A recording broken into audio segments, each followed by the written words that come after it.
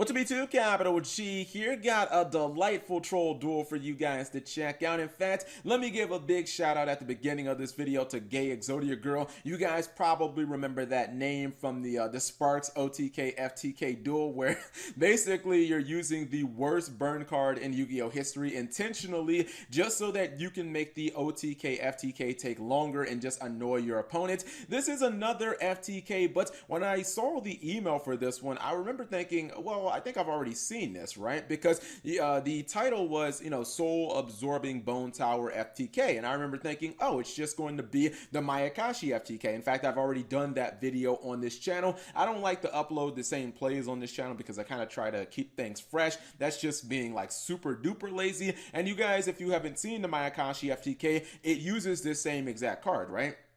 It's a zombie-based FTK, as this one is as well, and it basically uses Soul Absorbing Bone Tower to kind of exploit the fact that Mayakashi work very similar to Dragoonity. The fact is, you climb up the ladder with their synchros. You start at level 3, and then you climb all the way up to level 11, and it's very easy with Mayakashis to get a Link Monster and 2 level 11s on the field during your turn 1, and at the same time, you're constantly summoning their monster, Beautiful Daki, back from the graveyard, and every time you special summon a zombie, your opponent mills 2 cards from their deck to the graveyard with the Soul Absorbing Bone Tower. But there are actually a couple of problems with that FTK. It does kill your opponent because it decks them out. However, there are a couple of problems. Number one, if your opponent is running a 60 card deck, well, you might not be able to actually FTK them because you might run out of special summons because your extra deck, sometimes Mayakashi can run through their entire extra deck turn 1. And then number 2, if you happen to send something like Fairy Tale Snow to the graveyard, your opponent can just summon it because they'll have a billion cards in their grave and they can put your Bone Tower face down, and then you kind of can't FTK and you're probably going to lose. However, this one doesn't have either one of those problems because instead of decking your opponent out, you're actually decking yourself out in this duel,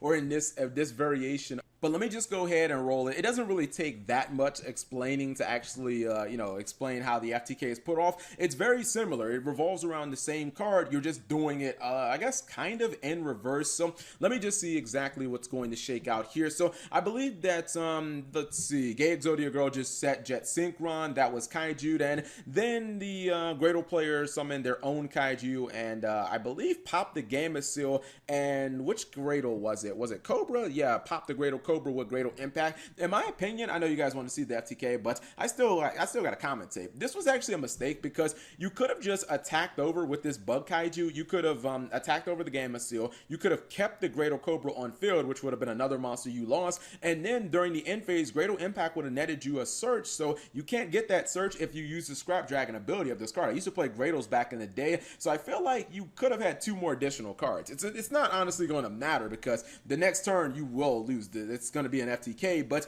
in general, it just was kind of a mistake. Like, it was 2 free cards that you lost. Anyways, I believe Zombie World's activated.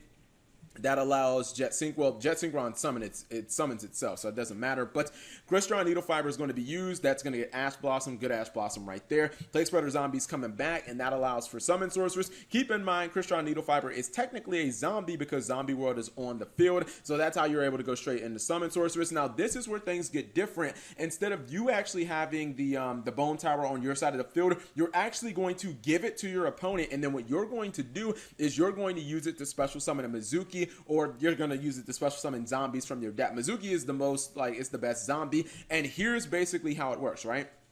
Every time you special summon a card, your Bone Tower, or well, your opponent's Bone Tower now is going to force you to mill the top 2 cards from your deck to the graveyard. Number 1, this allows you to get more Mizukis in your graveyard to continue special summoning, but it also allows you to send things like Wolf to the graveyard and then instantly special summon them, which allows you to mill more. And you guys should you guys should by now kind of understand where the FTK is going, because you guys are like, wait, Cap, does this mean you're going to deck out? Well, no, you're going to win before you technically deck out, but you'll see it. So as a bunch of monsters are being special summoned, you're going to constantly mill, and this is exactly how you win Jackpot 7, baby. Such a troll card. I love it.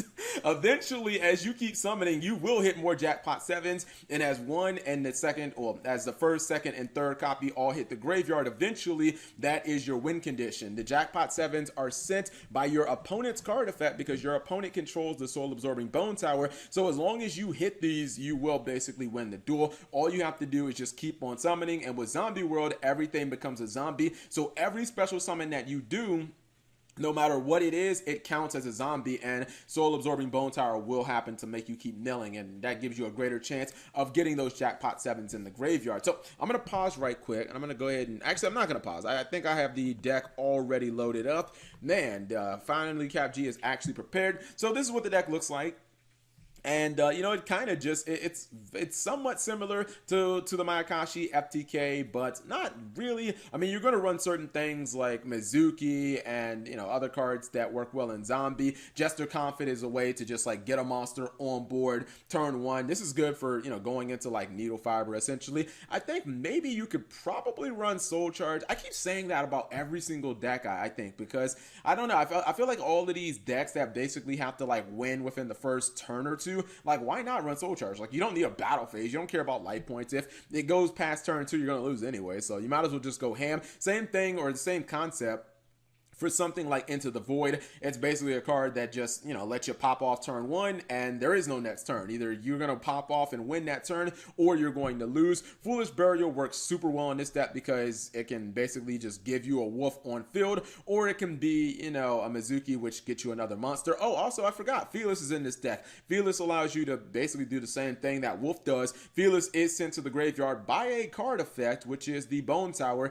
and Fearless will summon itself. You can use Fearless's ability to blow something up on the field, but you're probably just not going to, because I would imagine that using Fearless, maybe if you don't quite have the amount of special summons, like using Fearless for like a Link summon, again, your Link monster will count as a zombie, which will help you continue milling. But it's not a very complicated deck. Basically, just get Needle Fiber, well, you need Zombie World on the field, but get Needle Fiber, Zombie World, go for your Summon Sorceress, make sure that you give this guy to your opponent, and then from there, you should just be able to continually pop off, and it's just a matter of time before you happen to hit Wolves, or before you hit Fearless or Mizuki, before basically you hit cards on hit cards that either summon themselves immediately or can just like summon something else from the graveyard, like Destrudo. That's another card that can special summon itself from the graveyard. Life points are irrelevant in this deck, so it just ends up working. But hopefully you guys enjoyed this short duel. If you did, give the video a thumbs up. I'm sorry, I gotta scroll over.